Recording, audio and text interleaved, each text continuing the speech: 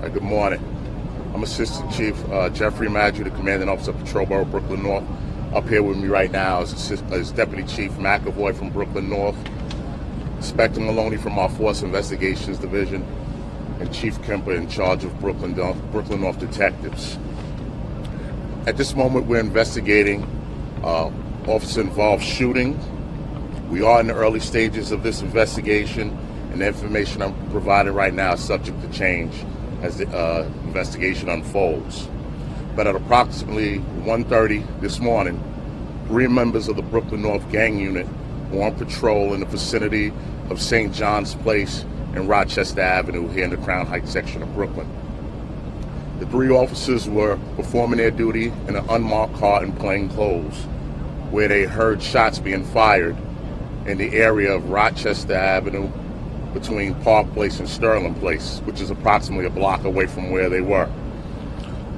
The officers drove over to the area to investigate what they heard, where they observed one male running southbound on Rochester Avenue, making a right turn, his right, onto Sterling Place.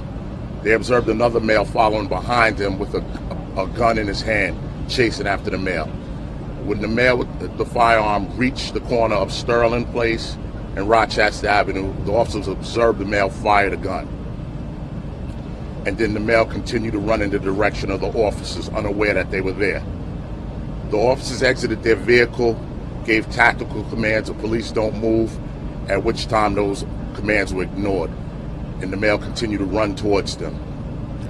The sergeant, who was one of the officers in the vehicle, one of the officers in the vehicle was a sergeant.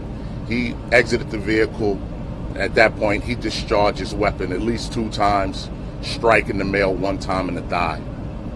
The male continued to run southbound on Rochester Avenue, at which time he discarded his weapon and continued to run until he finally collapsed in front of 1525 St. John's Place.